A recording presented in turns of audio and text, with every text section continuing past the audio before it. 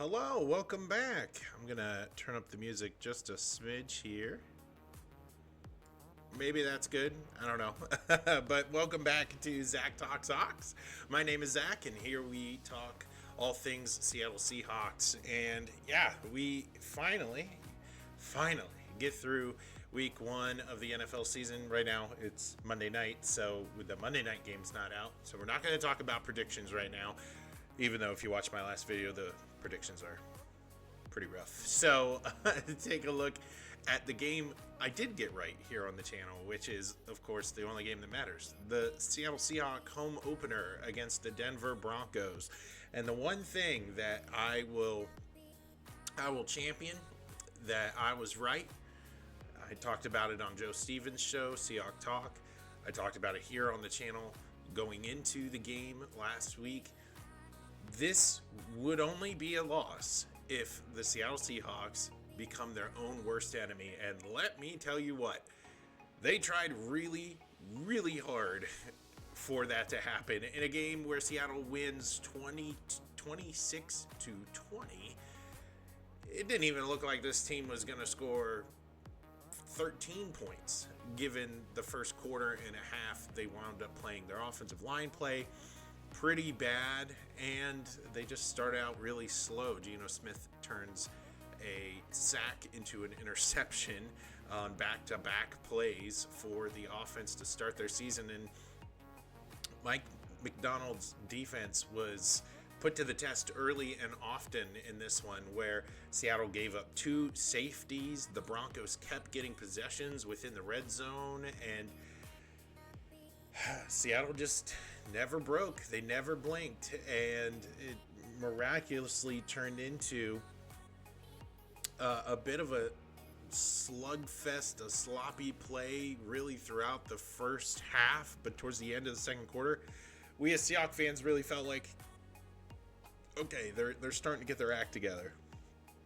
But my goodness, the first part of the game, we saw a Seattle team that really couldn't get out of their own way offensively. The offensive line extremely porous.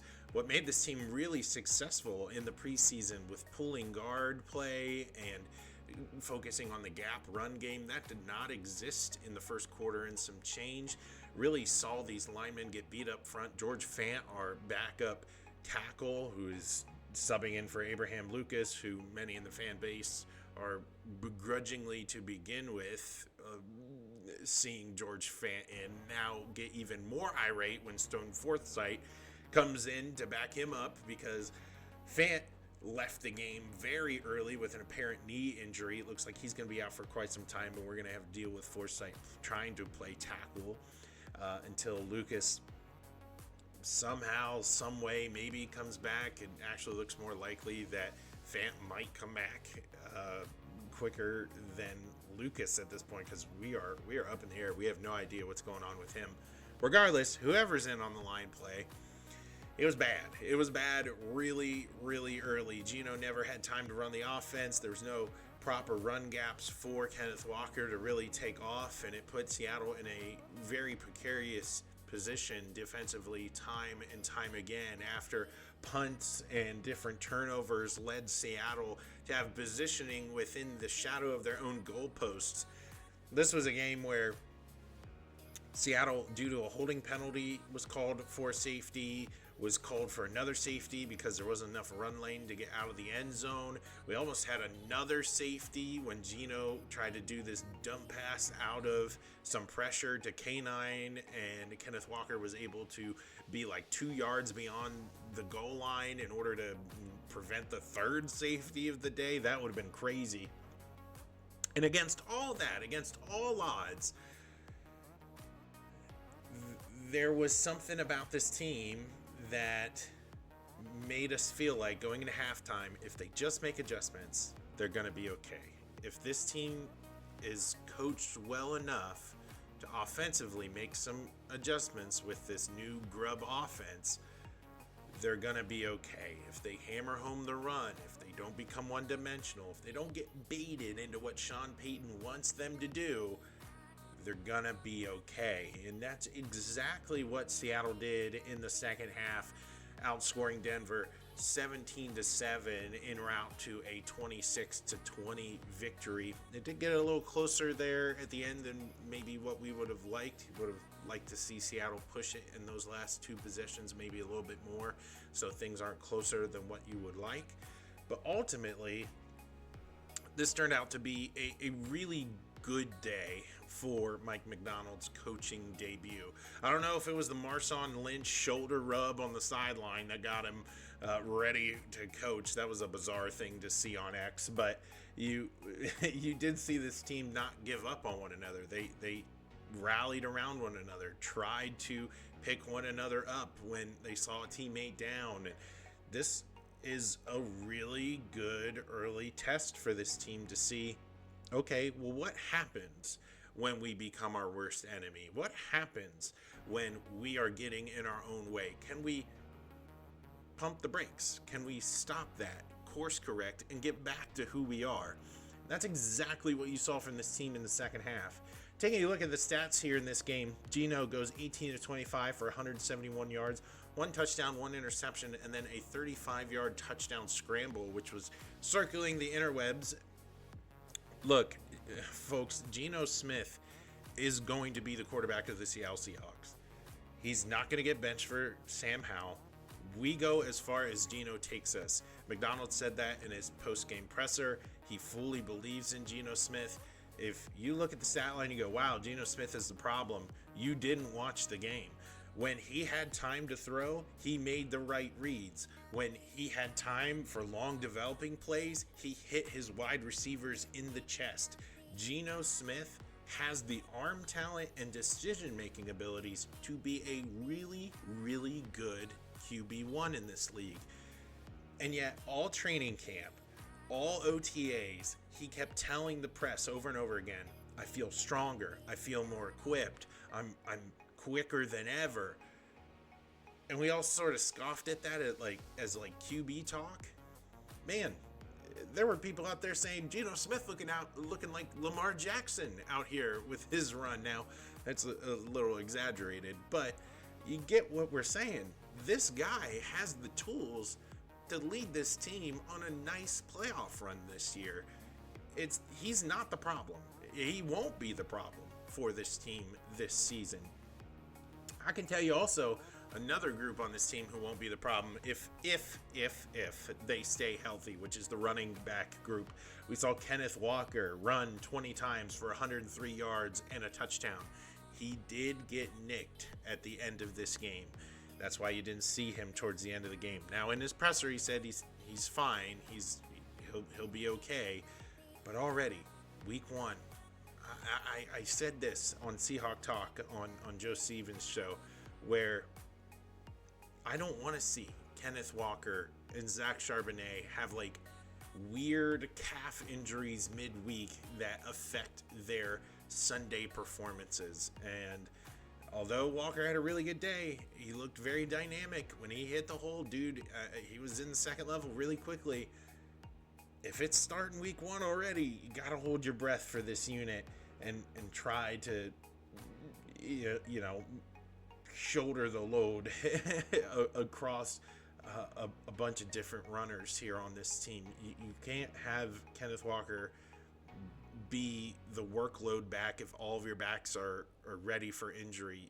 That's not going to be the winning formula long term. You have to divide way more the workload between Charbonnet and Walker. Tyler Lockett, pretty much the only guy of note in terms of receiving for Seattle today.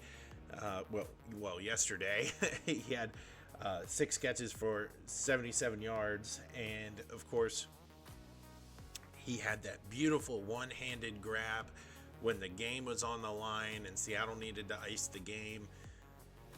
I tweeted this on my Twitter page, or X, as you can see down there in the corner. Down there, it's fixed on Z Woods Racing. That's the reason right there you keep Tyler Lockett until he doesn't want to play football anymore. There's differing opinions out there across the fan base where some people think that his time here is limited.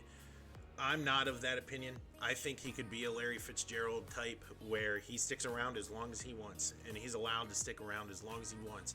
Because although he's not going to put up gaudy numbers, at the end of the day, when you need a catch, Tyler Lockett will be there to bail out this team, and that's exactly what he did on Sunday. And I'm just overjoyed to see this 10-year vet get his flowers on week one, because it was all about him. Coach McDonald gave him the clutch ball in the post-game meeting with the team, and it feels really good being a Tyler Lockett fan.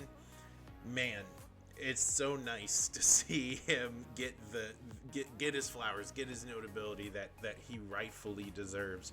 DK Metcalf matched up on Patrick Surtain, didn't really do a lot today. If you're a fantasy owner and you expected a lot from DK out of this game, you haven't been watching previous matchups with Surtain. I'm not concerned about that at all. There's always one guy in the league that is just, for some reason, able to shut down that particular wideout that we all think is unstoppable. Surtain is that for DK Metcalf. I'm not concerned about DK this year. I think he's going to have a monster year. It's just, that was the matchup for him today. And it freed up spots for Lockett and JSN early, but we really didn't see a lot from DK or JSN in the passing game, really at all. But the thing that impressed me the most, the reason why this team had even a sliver of hope to make something out of nothing, was the defense. You had D. Williams fumble the ball on a punt, and then Jerome Baker get a fumble back for Seattle. So that's a net zero. But you look at the team at large, and they were able to pick off the rookie Bo Nix twice. So now you're +2 in the turnover margin. This defense was flying around all day, and they were just Legion of Boom-esque. They never missed tackles. Whenever there was a one-on-one in an open field, a guy made the tackle, and if you struggled and put him down, you saw 2 or 3 Seahawks run over to help. They were so quick to the ball, flying all over the field. Love gets an interception, of course, right on the goal line that then leads to a safety, but regardless, it took 6 points off the board. This defense is as advertised. We were told that McDonald was a defensive mastermind, and he was going to take the talent that we knew was on paper this whole time and transform them into a formidable force that would keep this team in games regardless of how the offense played. And I know it's against Bo Nix, but you take away Bo Nix, who are you going up against? You're going up against Sean Payton. You're going up against different personnel on the defensive side of the ball that these guys paid big money to, like I said earlier, Pat Surtain and Browning as well. You know, these guys, they're players, right? These guys are talented in their own right. They're not on a stacked team, but they are on a team where it should cause Seattle some fits. And the result of all of these players coming together on defense made it so that Seattle was getting blown out at halftime. They were just as in the game at half as they were when they first started the game. And that right there is a mark of a team that nobody is going to want to play. I think the Pittsburgh Steelers, when I take a look at this team defensively, listen, they're not the best offensively, but defensively, they're going to give you fits. And it's not really going to matter what the offense does. Steelers are always going to be in every ball game this season because their defense is that good. I think McDonald's going to do that for this team. And you're going to see a defensive force with Trey Brown and Reek Woolen and these guys really coming into their own, finding themselves in this scheme that's new to the Pacific Northwest. They're going to become household names. We fans, we've known that they got a lot of talent. The rest of the world's about to find out just how good this defense is. And the fact that they alone can keep this team in every game this season is going to be huge. One highlight, the player I want to highlight the most that I saw was just visually flying all over the field was Terrell Dotson. Terrell Dotson, new to us as Seahawks fans, there were rarely times when the defense made a play that I didn't see Dotson very close by. And I think for us sentimental Seattle fans, we take a look at our linebacking core and we go, ugh, like, this scheme demands us to lose personnel at linebacker. Bobby Wagner leaves again. Sort of breaks our heart a little bit, and things are going to look different with the safety room being a little bit more predominant and sort of eliminating the need for what we think is a traditional linebacking unit. It was really encouraging to see Dotson flying around the field as much as he was, making high impact plays and being a force to be reckoned with. He ended the day with 10 total tackles, second only to Julian Love, who again had a monster day. That contract is very warranted as he got a pick, and he himself had 12 tackles on the day, and he had a TFL. So this team, all in all, showed us two different versions of themselves in one single game. And I think as Seahawks fans, we need to be cautiously optimistic that this team we saw in the second half is going to be the team that they are going to try to be the more the season wears on. I think with the elimination of the first preseason game, or the last preseason game, however you want to look at it, a preseason game, you're going to see a lot of these teams have some rust. And we saw that across the league. Really, quarterback play all across the league was very rusty, wasn't super sharp, unless if your name's Baker Mayfield. That guy had a monster game. And it's going to take a while for these teams to really come into their own. That's why I feel on the defensive side, if this philosophy is constant and they can keep this team in all the games this season, the offense is eventually going to get to where they want to be. So my take from this game, again, is pretty much the same as I had going in, right? Where they were going to win this game if they didn't become their own worst enemy. And they tried really, really hard to do that. But the scheme, everything that is new, the coaching prevents these slow starts to derail these games. And that's going to be a huge, huge difference in this team from last year to this year. This defense will not let slow starts from the offense totally derail football games anymore. Now, that allows the offense to start slow, but of course, we as fans, we want them to be crisp all the time. In my heart of hearts, I think it's going to get fixed. I expect a big year from Geno. I expect a big year from DK, a bounce back year for Kenneth, hopefully, if he's healthy, and this offense to really find themselves. But you saw it here in week 1 as Seattle goes 1-0. There's a lot of room for growth, but there is a lot to smile about. There's a lot to be optimistic about. All these new things that we as a fan base had to go through, all of these sweeping changes that we thought, oh man, we openly admitted, man, it might be time for a change, and then we finally put ourselves through it.